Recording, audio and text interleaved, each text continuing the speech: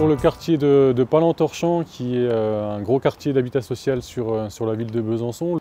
C'est un quartier qui évolue avec une population vieillissante, qui est la population d'origine attachée au quartier qui souhaite y rester. Une population nouvelle qui arrive, plus jeune, parfois paupérisée.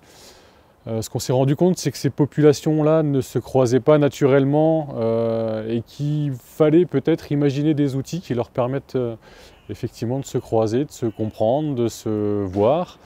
Et assez naturellement, l'idée d'un jardin nous a paru être l'outil pertinent. Ce projet, on l'a imaginé avec Neolia parce qu'on travaille historiquement ensemble depuis des années.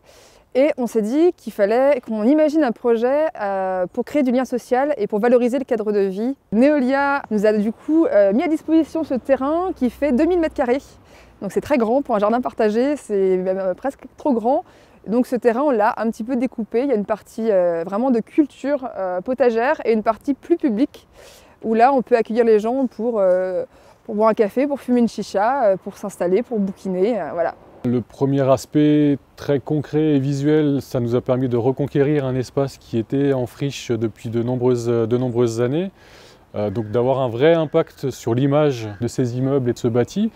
On a aussi participé peut-être à véhiculer une image un peu différente du quartier. Au travers de la communication qu'on a pu faire sur les activités qui avaient lieu sur ce site, voilà, renvoyer un peu une image positive du site et de ses habitants. Aussi avec l'idée et l'envie autour de ce projet de jardin, de pouvoir croiser l'ensemble des partenaires qui interviennent sur le territoire. Un certain nombre de structures, la ludothèque, les écoles, on essaie de sensibiliser beaucoup par le biais des enfants sur ce jardin.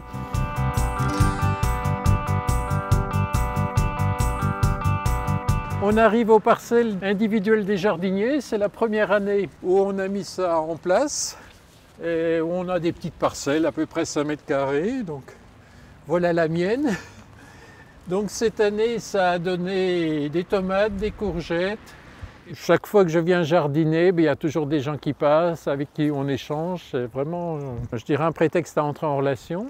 Et il y a des gens comme ça qui passaient, qui sont devenus jardiniers, qui disent « Tiens, mais comment ça se fait ?» C'est très facile, il suffit d'adhérer à la MJC Palente et puis vous pouvez venir jardiner ici, et y compris depuis cette année, même avoir une parcelle individuelle. C'est un lieu de culture avec des cultures potagères, des fleurs et tout. C'est surtout aussi, on essaie, nous en tout cas MJC, d'en faire un lieu de culture avec un grand C.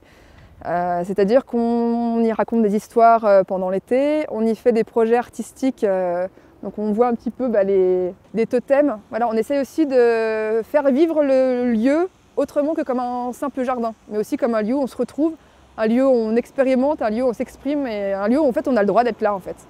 Ce jardin est vraiment une solution pour améliorer son quotidien et pour être participatif au niveau de la vie de tous les jours, de s'alimenter mieux, à peu de frais, pourvu qu'on se donne un peu la peine de travailler la terre. En plein milieu du quartier comme ça, c'est sûr que ça fait plus plaisir que c'est bien d'avoir des bâtiments et tout, mais c'est bien aussi d'avoir un petit côté vert pour pouvoir respirer, un petit peu côté nature.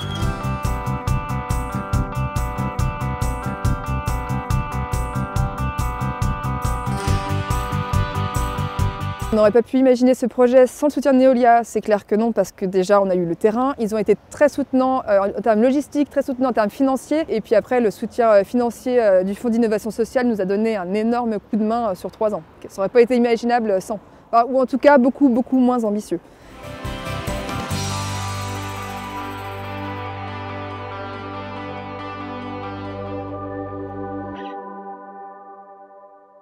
Enfin, les jardiniers, en tout cas, quand ils viennent ici, ils disent « mais moi, après ma journée de boulot, ça me fait du bien de penser à rien et d'avoir les mains dans la terre ». Ceux qui ne bossent pas me disent « mais au moins, on arrive au jardin, on ne pense plus à nos soucis ». Moi, je suis persuadée que le jardin, c'est un outil efficace pour soit quand on va bien, mais aussi surtout quand on ne va pas bien.